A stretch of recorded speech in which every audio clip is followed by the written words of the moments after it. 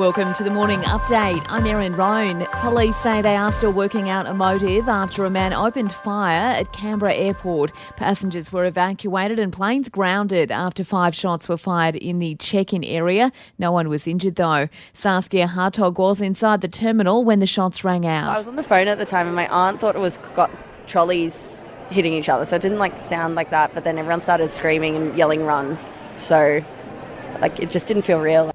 This pilot calling the control tower in confusion. Know anything about what's happening in the terminal? There seems to be a lot of people running and no one seems to be answering our radio calls.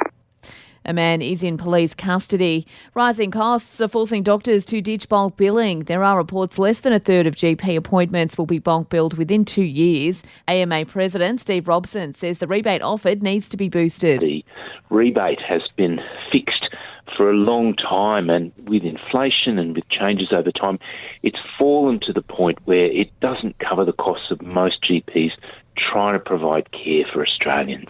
Salman Rushdie's son says his defiant sense of humour remains intact as he continues to recover from a stabbing. The author was attacked while giving a lecture in New York, leaving the 75-year-old with a damaged liver and severed nerves in his arm and eye. More than 40 people have been killed in a fire at a church in the Egyptian capital of Cairo. 5,000 people were packed inside when the blaze broke out in an air conditioning unit. Back home, research shows half of Aussie teachers felt unsupported in their roles during the pandemic. More than 90% were stressed as a direct result of virtual teaching.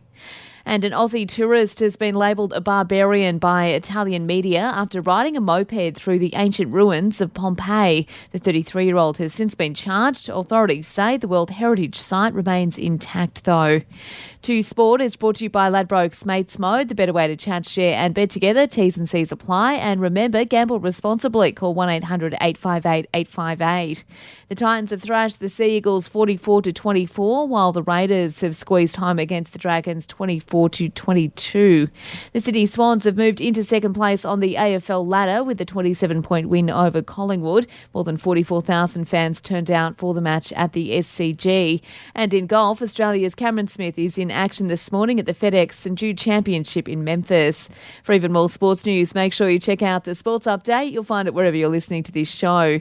In entertainment news, and Brad Pitt's action flick Bullet Train has led at the US box office for the second weekend in a row, collecting just over $13 million. It was a slow weekend at the box office though, with Bullet Train the only flick to make over $10 million. Overall sales are down to $66 million, the lowest result in months. And Travis Scott has gone large for Kylie Jenner's birthday, the rapper filling her mansion with pink roses. And that's the latest from the Nova Podcasts team. We'll see you later on for another episode of The Update.